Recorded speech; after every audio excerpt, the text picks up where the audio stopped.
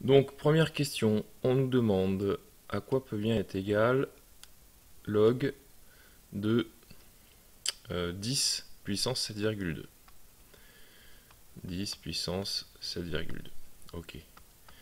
En appliquant les règles de simplification des logs, on rappelle que le nombre qui est en puissance de 10 ici va pouvoir être écrit devant le log. À ce moment-là, on écrit que c'est égal à 7,2 log de 10. Log de 10 étant égal à 1, autant le rappeler, log de 10 étant égal à 1, on a donc 7,2 fois 1 égale 7,2. Voilà. Ensuite, on nous demande de résoudre l'équation 1,6 puissance x égale 1,03.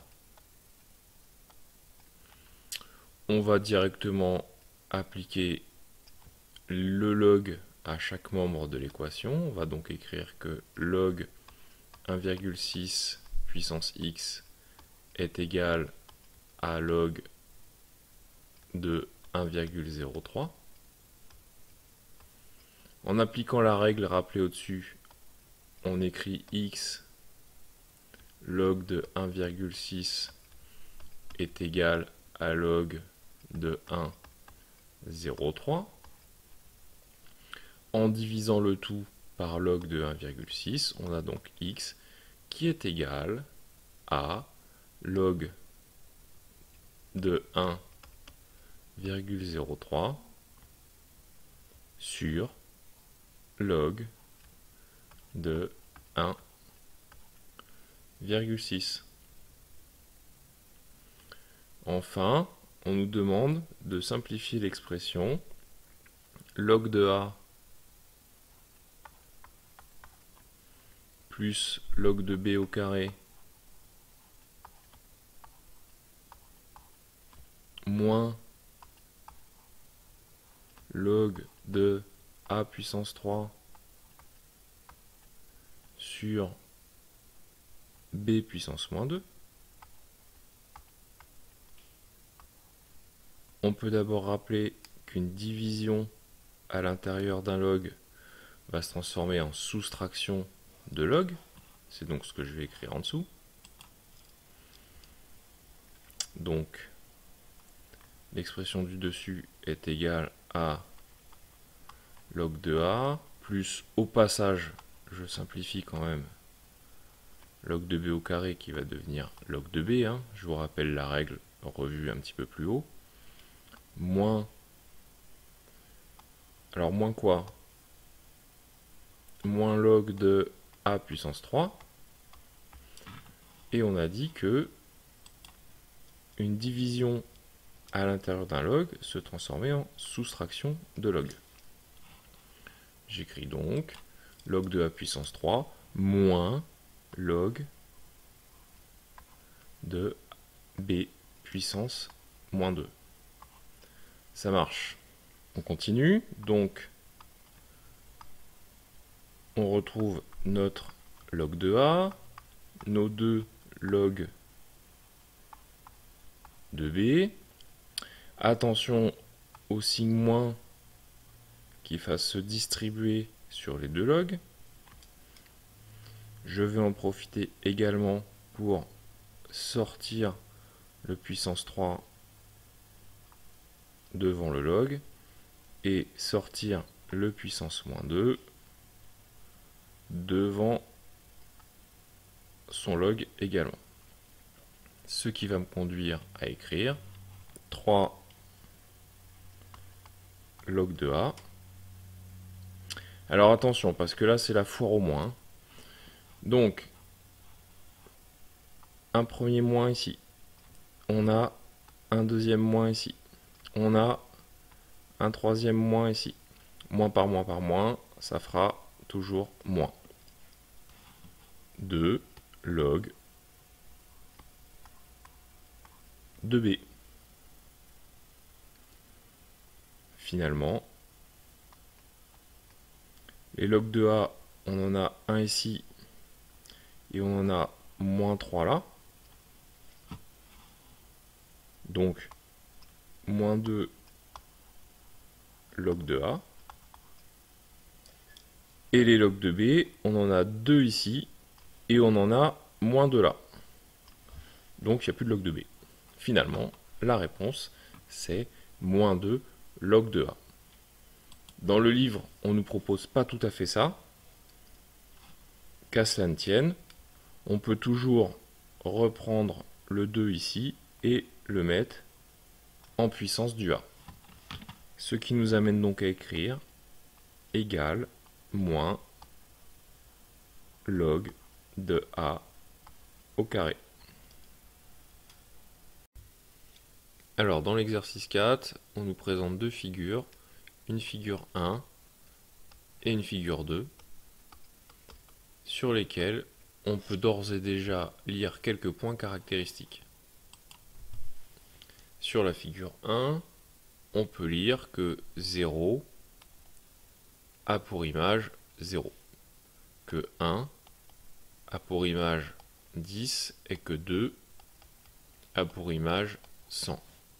Sur la figure 2, on peut lire que 1 a pour image 0, que 10 a pour image 1 et que 100 a pour image 2. Bon, très bien.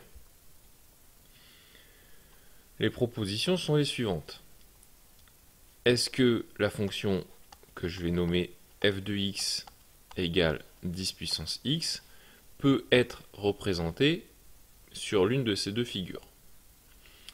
Il est d'ores et déjà exclu que ce soit sur la figure 1, puisque f de 0 est égal à 10 puissance 0 est égal à 1. Autrement dit, l'image de 0, c'est 1, ce qui ne correspond pas à la figure 2, à la figure 1, pardon. On peut regarder du côté de la figure 2.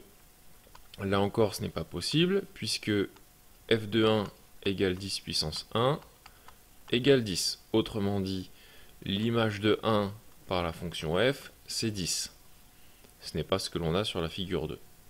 Donc la fonction f de x égale 10 puissance x n'est pas représentée sur la figure 1 ni sur la figure 2.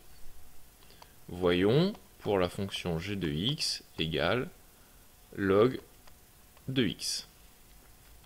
Sur la figure 1 tout d'abord, quelle est l'image de 0? Eh bien l'image de 0, tout simplement, on ne peut pas la donner, puisque cette fonction n'est pas définie en 0. On ne peut tout simplement donc pas calculer l'image de 0. La figure 1 ne peut donc pas représenter la fonction g de x égale log de x. Regardons pour la figure 2. Combien vaut g de 1? G de 1 égale log de 1 égale à 0. Ça correspond. Combien vaut g de 10 égale log de 10 égale 1? Ça correspond. Combien vaut g de 100 égale log de 100? Ça vaut 2. Ça correspond également. Autrement dit, il est possible que la figure 2 représente la fonction g de x égale log de x.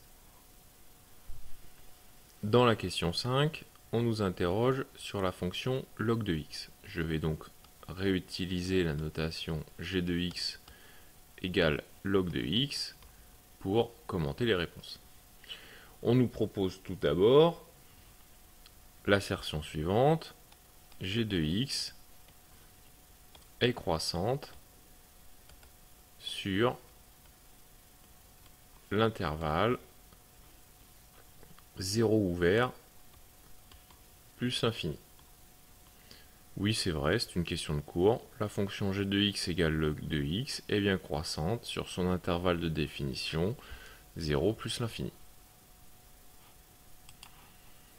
Ensuite, on nous dit que g de x est positive sur le même intervalle. C'est évidemment faux, puisque g de x est positive, mais uniquement sur l'intervalle allant de 1 jusqu'à plus l'infini. Cette proposition-là est donc fausse sur l'ensemble 0,1. Dernière proposition, on nous dit que g de x est défini pour tout x supérieur ou égal à 0. Là encore, c'est faux, puisque la fonction log de x est définie pour x strictement plus grand que 0.